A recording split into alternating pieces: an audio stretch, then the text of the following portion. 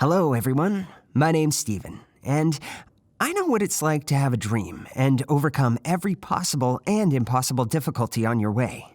Just sit and listen. As long as I can remember, I've always loved science, but my main passion is space. It started a long time ago when I got my first astronomy book for my birthday. It's like it had been leading me to the very day when I was standing in front of the school bulletin board staring at a note that read, "For high school kids, extra aerospace engineering class. Pass the test and join." Basically, my whole life, I knew what I wanted to be, an aerospace engineer. And a place in this class was the key to my dream. Everything was just perfect. My grades were high, my desire was strong. Only one tiny detail stood in my way. I was too young. I was only 13, and all the other students were at least 16. I was stunned. I couldn't believe that those 3 years of difference could prevent me from reaching my goal. But rules are rules. Nobody would let me take the test, and just thinking about that was so frustrating. What could I do, I thought? My brother is so lucky to be 16. He can take the exam. Why can't I just switch places with Sam? I came up with a tricky idea right away, because I had nothing to lose. On the examination day, I went into the classroom, took the test, and signed my worksheet as Sam Clark. My cover wasn't blown. And you know what? Sam Clark got the highest score. Can you imagine my brother's surprise when we got a call from school saying that he'd gotten a place in the class? My mother was shocked by all this. My dad seemed to be on my side, though, but not my brother Sam. He was furious. Sure he was. I realized that I had framed him, but I was ready to pay the consequences for that. Sam insisted that I had to go confess, and I did, which led to a big scandal with my parents having to go into the principal's office. But fortune favors the brave. And the fools.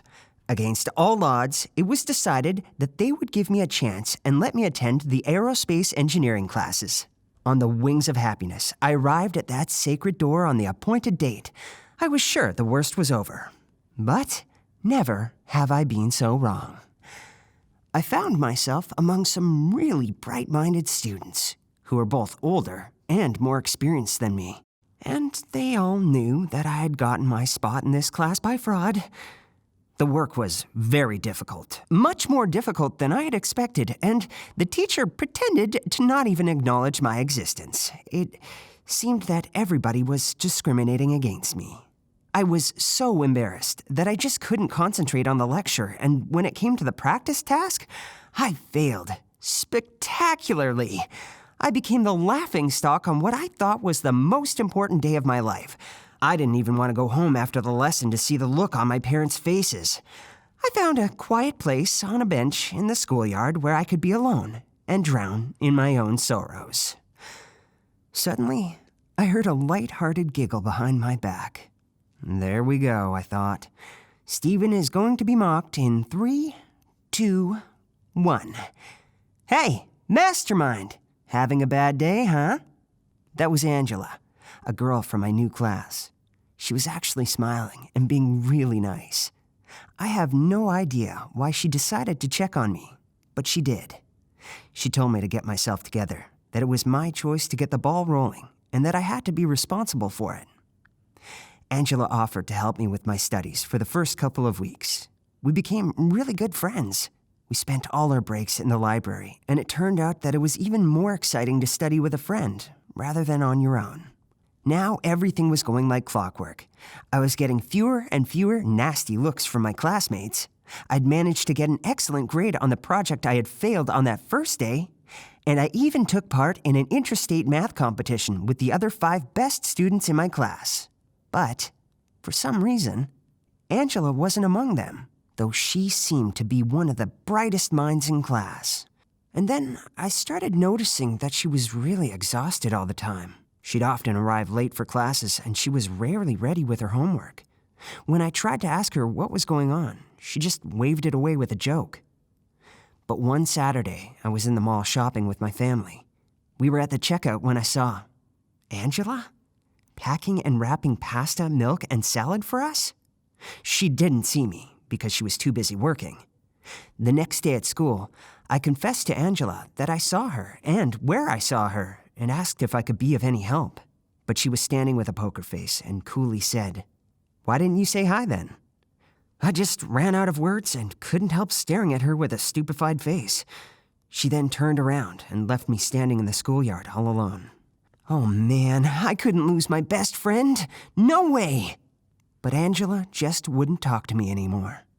And the news that I'd gotten first place for that math competition didn't make me any happier, even though I got all the glory and a brand new laptop as a prize.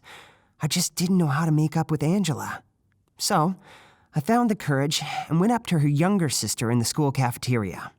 She told me that their father had lost his job and their old computer had broken down. How are we going to get ready for school now?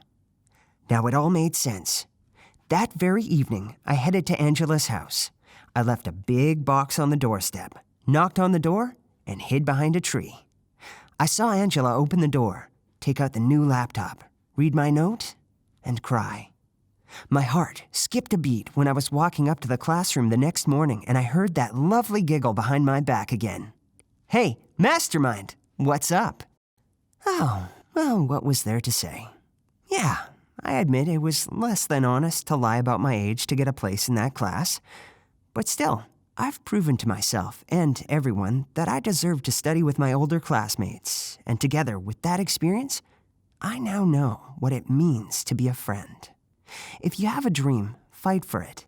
No matter how many times you fall down or you get rejected, there will always be people who will be there for you, and you always have to be there for them.